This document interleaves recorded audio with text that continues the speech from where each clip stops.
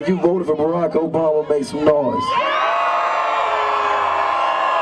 And if you glad he in the White House, make some noise. Man, I feel good about a black president, man. That's what we need. You know what I'm saying? We just coming from a long way, man. Just showing how, you know what I'm saying, how the world is evolving, man. You know what I'm saying? This is what we need right now. This is real big. It's important.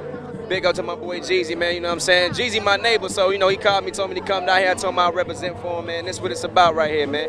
You know what I mean? This is history, and it just feels good to finally, you know what I'm saying, see a black man in office, man. Let you know anything is possible. As long as you have a dream and a goal, set it, go for it, man. The sky's the limit. Barack is the president, so it's a good energy right now. As soon as he walked on with his family, man, his kids, I was like, yo.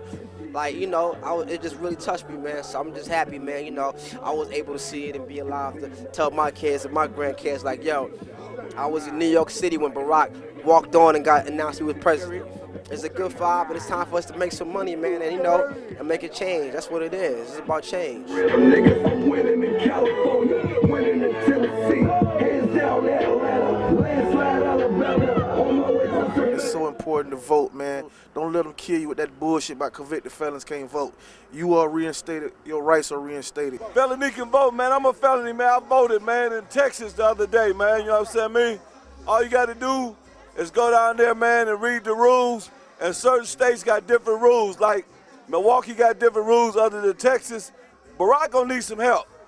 Right. The first thing was to get Barack in office.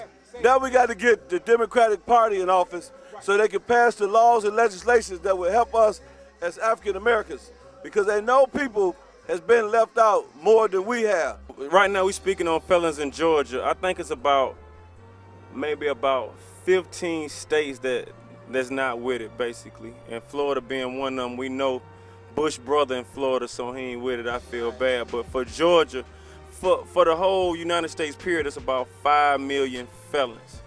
And it's about 300,000 felons in Georgia. And so, like Dollar said, we just trying to create awareness. This ain't about black people, white people. This about felons right now, period.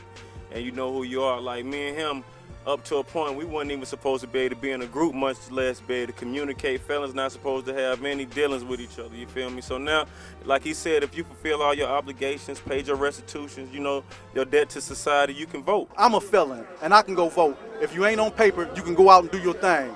And a lot of people don't believe that your vote will count. It does count. It's just like, let's say you got a scale, and you need a grain of salt to make the scale go either way. Your vote can be that grain of salt to tip that scale to get that right person in the office. We need change. Look at these soaring gas prices. Look at all the waste, how much money they wasting over there in that war when they could be helping our country out, you know.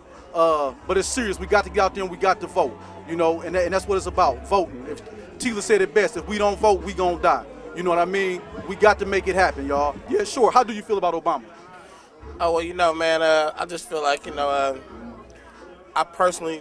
me personally, I'm not really going out to vote for the man. I'm going to vote for him, but I'm not voting for the black man, you know what I mean? Right. I'm voting for the right candidate, man. I just feel like, that's you know, real. I did the research on him long before he announced he was going to be president, man. You know, I started checking him out after he gave that speech at the Democratic Convention 4 years ago.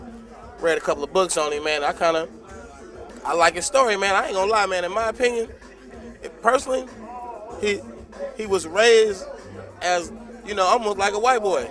Right. And he grew up a life with no really, you know, real like pressures of race like some of us black men in America go through. That's real. But as he got older and he went to college, he came into the reality of, yeah, you a black man too, and this is your struggle too. And when he, you know, went from Kansas to Hawaii, Hawaii to LA to Chicago, you know, instead of being some big time lawyer trying to make all the money in the world, he went to Chicago. He started really like helping the people in the hood, like for real, like for years. So, you know, I respect the way he came up in the game. Not that he's a major politician, not that he's, you know, necessarily just a black man doing what he's doing, but just that he really always fought for the, you know, the little guy, man. So, you know, I feel like if you put a guy like that in office as our president, and we heard him talk, we seen him, we know the game, we know his swagger.